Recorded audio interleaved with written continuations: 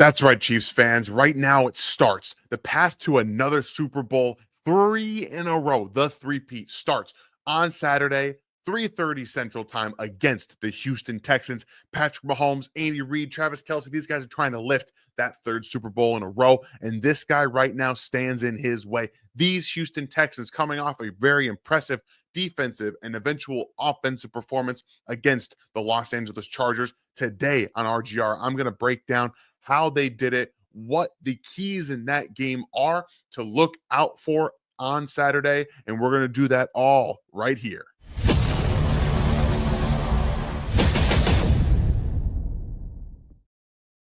Welcome in and welcome back, everyone. This is RGR Football. My name is Daniel Harms, senior film analyst, and today we are diving into that wild card matchup between the Houston Texans and the Los Angeles Chargers. I'm going to give it to you guys straight. We're going to learn a little bit about football, a new play concept that I had heard of, but we're going to break it down in detail for you guys and identify some of the reasons why the Texans were able to dismantle those Los Angeles Chargers that really give the Chiefs some trouble and have throughout the rest of before the previous few seasons. So again, if you guys are new to the channel, please hit that sub button right now.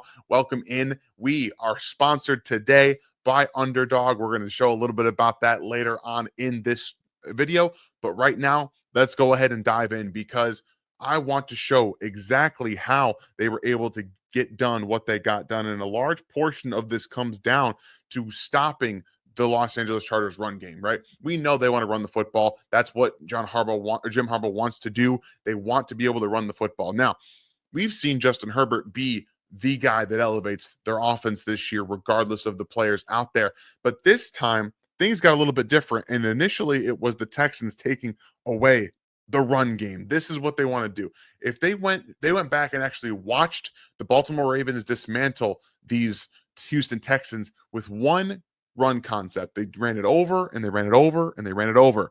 It's called crunch. And this is basically what it is. You've got the Chargers are going to pull both guards and they're going to block out this way, but then they have tackle go up to the next level, tight end go up to the next level. You got center kind of block down here, tackle go up to the next level, right? That's what they're going to do. It creates vertical and horizontal movement to kind of throw off that defense, right? But this is where you want to see Azeez Al-Shaair. You want to pay attention to him. They were paying attention. They were making sure they were on their P's and Q's in this game because those Ravens did so much. And early on in this game, they got a couple of 8-yard runs out of it. After those few runs, they really limited what the Chargers did. And here it is. You can see they move the guards out. They try to get blocks down, blocks up to the next level, and then, again, create that vertical separation. That's what they want, right? They want the tackle to eventually get Azeez Al-Shaair out here, then the tackle to get this guy right here. So then you've got J.K. Dobbins that can come up, make some cuts, and get up vertical, maybe get up that way to have those decisions. But he's unable to do so. And one of the key cogs in this was Foley Fatukasi right here on the guard. The real reason they were unable to get, or on the center, excuse me, unable to get some of these runs going is because the interior for the Los Angeles Chargers wasn't there. So you've got Azeez Al-Shaair right now meeting J.K. Dobbins in the middle. It's going to force him out there right into the arms of 4 different Houston Texans who rallied to the football there. And then they were able to get after this all game long. Here it is right here. I want you to pay attention to Danielle Hunter because he's one of the most important defensive players in this Houston Texans defense. And I would imagine blocking him is something high on the chart for the Chargers in this game. It doesn't happen there. Once again, crunch comes in. They really spanned this play. They thought they were going to be able to run with that effectiveness that the Ravens did, but they were unable to do so. When this game was still within striking distance for the Chargers, it was 13-6 Houston. From that point on, this was in the third quarter, they only ran the ball 3 times. They were unable. The Texans just took it away from them. And when you're able to make this Chargers team one-dimensional, even if Ladd McConkey is going to go off, it puts into motion what these Texans want to do. So they overload the left side of the center, with 3 different players. They actually bring a defensive end out here. And then this is where they take down Azeez Al-Shaair, who, again, right now, currently when I'm recording this, is nursing an injury, something to pay attention to for their matchup on Saturday. But they bring about what are called 5-man protections. Basically, if you don't have tight ends or running backs staying in to block, that means each offensive lineman for the Chargers is responsible for one man. So you have all these different things out here.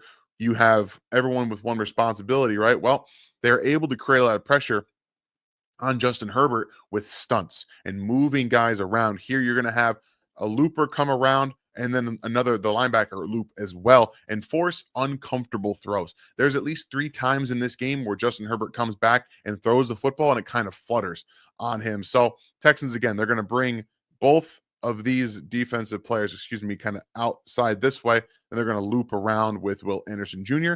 And then they have Azeez Al-Jair do the same thing with this defensive end who comes down. He brings in and comes loops back around right there. So they have Will Anderson and Azeez Al-Jair coming to the same spot. There comes the down right there. Boom. He goes to the A gap, and that's exactly what they get. They get 2 essential free rushers right there to Justin Herbert, who now, again, is trying to make the best he can out of the situation, who's trying to maybe get up out here just to make a throw. Will Anderson gets on him too quickly. He leans to the left, kind of falls off the throw. Ball comes off his hand weird, and then it's thrown up essentially to whoever may be there. So they did a lot of those stunts. They stunted a lot with Al-Shair coming down, but they also were just able to get after it. And then they do the same thing again with this time right here with Al-Shair coming from left to right on the offensive line. You're going to see it right here. Again, you're going to have a little bit of outside here. He's just going to kind of take around right there as they get downhill. But watch this guy right here, Danielle Hunter. This is the force multiplier. He lines up the vast majority on this side, so it will be against Jawan Taylor right there. Look at him, just the violence that he rushes with. He's very unique in his pass rush plan. What he does, his moves, the way he strings them together, the way he executes them. He's a very unique rusher, so it's hard to really prepare for him. So he takes that real big outside step, and then he kind of like digs the dirt up right there. It's more of like a scuffing his foot, and then he takes this right arm and basically punches underneath Joe Alt right there, and just then eventually extends, gets underneath, and then there's more pressure on the inside, which forces Justin Herbert up into another uncomfortable situation. So they were able to make Justin Herbert uncomfortable in a multitude of different ways. But really, this pass rush, again, the game against the Chiefs, needed some interior pressure. All right. This is where it comes to me, because Danico Autry was not available, and I don't believe, in the game against the Chiefs the first time around. He was activated and ready for this game in the postseason. And this is how and why I believe they need to start with DJ Humphries at tackle and Joe Thuney at guard. This is exactly why. Because they are going to match up the weakest offensive player with one of their best pass rushers. They would take Danico Autry, who's right here. They would put him on Mike Caliendo if you're playing Joe Thuney at tackle. They would also take Will Anderson and put him here. They'd also take Danielle Hunter and put him here. They would do whatever they could to cause havoc in the middle for Patrick Mahomes, and that would create a lot of problems. But look what he does here. He does a really nice job of attacking the guard, slapping that hand away right here, very violent, right arm in, left hand slap, swim over, boom, it's all the way over, and then he just suplexes Justin Herbert to the ground. So for me, if I'm watching this, the way that they stunted, how aggressive they were, not just at getting after Justin Herbert with their edge rushers and their linebacker, but their interior defensive players, I think you need to take care of the interior first, give Patrick Mahomes a solid interior pocket that you can attack with, and then game plan around some of the tackles. Give them a little bit of help, give them some stunts,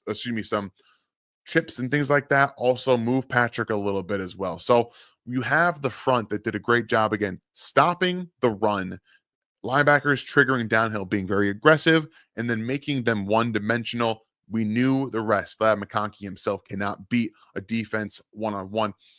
But the highlight, I think, of this whole game was the play of their secondary. Their secondary played very, very aggressive. They did a lot of nice things with playing more man coverage, knowing that Ladd McConkey is the only guy that can really beat their man coverage. But Kamari Lassiter in the run game was very good.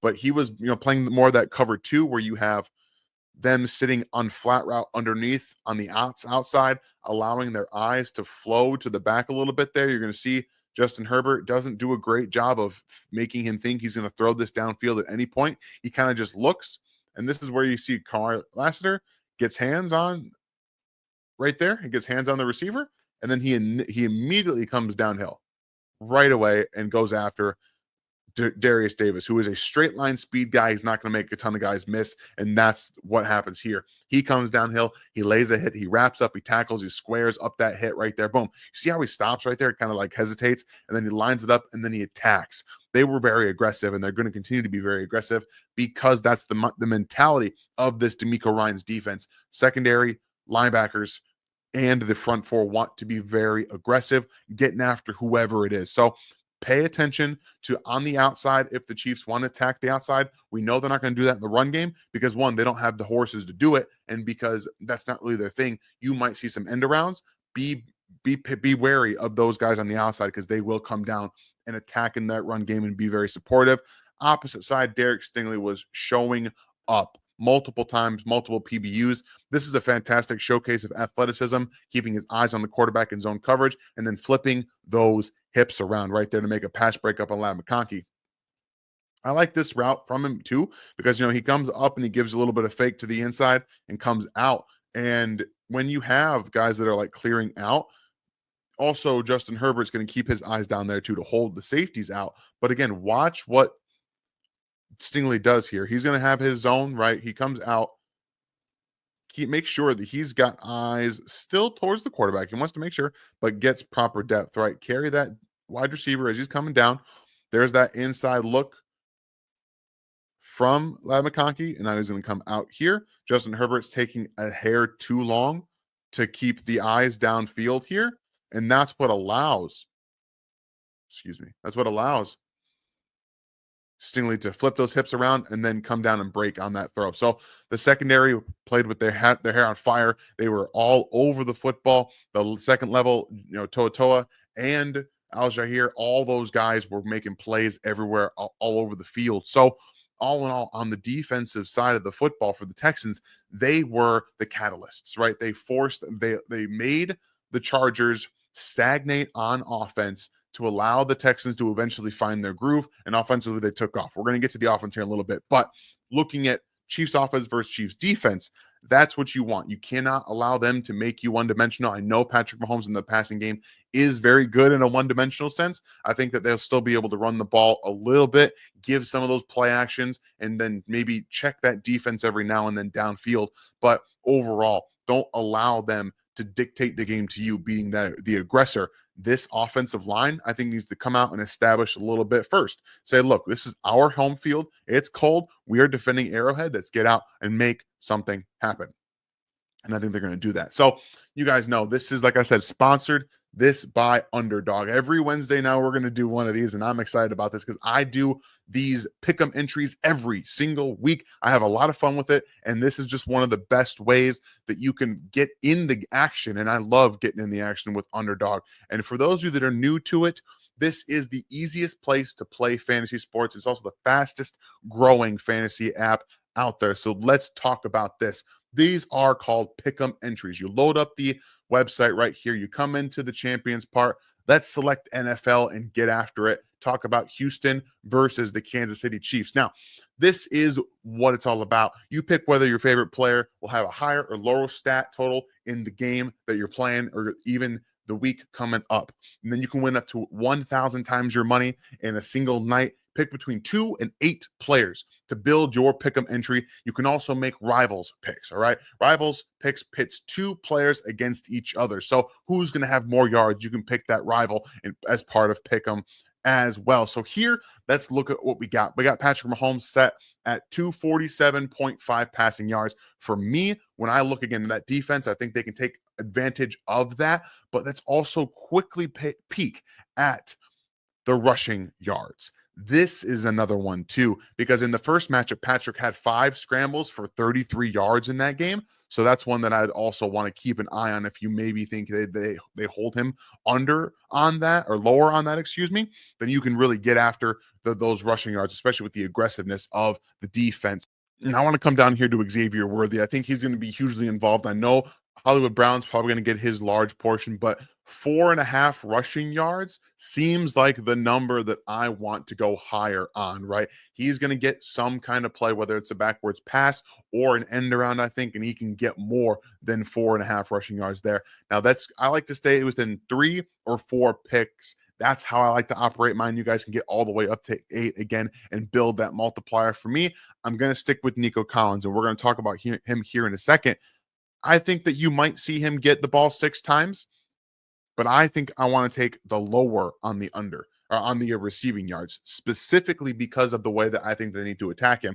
And that's what it's all about here on Underdog with these pick'ems. You pick what you want, higher or lower. You hit that submit button, that play, and then you watch, you sweat it out with the rest of us. Make sure you guys are using the code RGR to sign up, claim your free pick and first time deposit offer up to $1,000 in that bonus cash. We can all have a little bit of fun. Make sure you guys are being responsible. As always, with these kind of things, you want to make sure you're doing that. But make sure you visit underdogfantasy.com to find them in the App Store. Don't forget to register with RGR and get your free pick as well as that deposit match up to $1,000. We appreciate Underdog for sponsoring RGR and these film rooms every single week. Let's go ahead, dive right back into the offensive portion for the Houston Texans, because we need to make sure that guy, Nico Collins and CJ Stroud, don't get hot.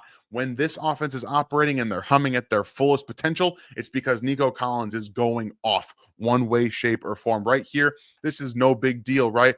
You think so? All the way down to it, shot play, shot play, shot play, okay? So they come out in the motion, Nico Collins to the left, and then that creates that stack formation right here. Clear out by Robert Woods. Then you've got that dig route. So we've got dagger concept. They motion, chip, play action, chip, and then you have the tight end out here, chip as well. He comes out eventually, and after the chip, you got Dalton Schultz out there in the flat as well, just as those safety valves.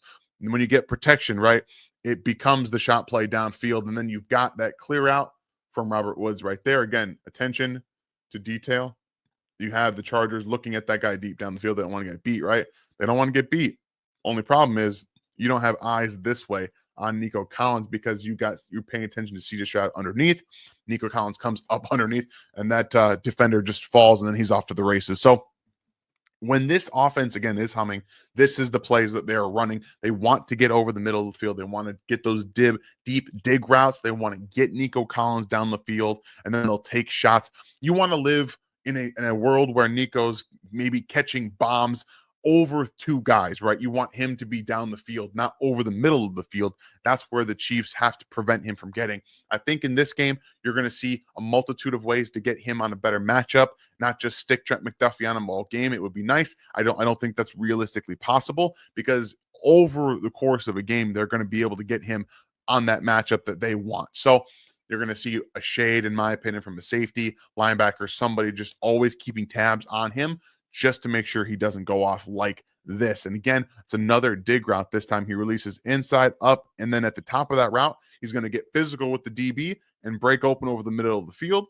With underneath, John Mechie's going to come run a little return route.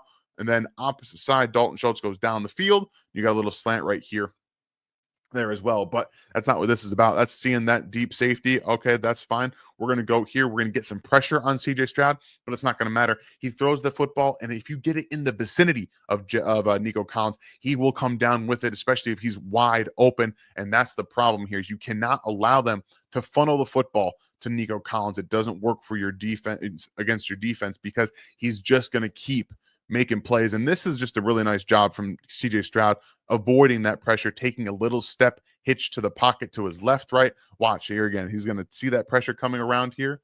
Here it is. Another stunt from them. They bring Deion Henley. Excuse me, right there. He's coming up and around. Joey Bosa is coming down here as well. But just a little subtle shift in his body weight. Go back, throw that football low away, and let Nico Collins run underneath and get it. So you can get after this quarterback and this offensive line, but you can't let him just throw the football to Nico Collins. You got to take him away force other players to beat you. If he's having to throw it to other players down the field, you're going to have a better shot at coming down with the football because they don't have the type of skill and the type of talent to be able to come down with it. Now, this one just is an errant throw, but it's because of the pressure, right? And he's forcing himself to throw this football, and his eyes lock in down this side of the field. One, because of the pressure. He's got no pressure initially, right? He kind of steps up into this pocket, 5-man rush right here. He steps up and he seems a little uncomfortable against third down. If you can get him into these third down and long-ish situations, he's typically not going to take off. He can. We've seen him do it, but for the most part, he wants to operate the pocket and throw the ball downfield. So he sees wide receiver coming out here. And you also have a little bit of spacing here where the tight end's coming here, but he steps up and then all of a sudden he's late, right? He's late with the throw. He's waiting to see it open. He's waiting to see it open. And then he kind of hitches the throw initially. And then he chucks this up and just it sails and it just stays and it drops and it fades into that DB's hand. So the pressure, we know the Chiefs can generate pressure. They've really come on with Charles Omenihu coming back. George Karlaftis starting to play much better. And then we see how Chris Jones, again, full practice participant today, can operate and really disrupt a football game. So on the offensive side, Chiefs defense versus the Houston Texans offense, you cannot let Nico Collins beat you. That's what this has to be, right? That's what this game plan was. It was, let's go ahead, let's throw the football to Nico Collins and open up the run game. They're going to be worried about that. And that's exactly what happened. They threw the football to him a lot. They got those deep digs down the field. He was bully football, all the time making those plays. And then at the very end of the game, they just leaned on their run game because it was time to close it out. And they had a defeated Chargers defense out there. So we look at the defense, they're going to be aggressive. They're going to come after Patrick Mahomes. And that's why he had 5 rushes for 33 yards in the first matchup in week 16. I think he can be able to do that again because of how aggressive they're going to be. Watch for the Azeez Al-Shaair injury. Even if he plays, he could be someone they look to attack in this football game. So right there is how those Texans dismantled effectively. It was course correction, right? They wanted the Ravens went after them with that crunch. The Chargers tried to do the same thing. They took it away. They took the run game away. Then they came after the quarterback, forced him into a couple of bad decisions, interceptions, sacks, game over.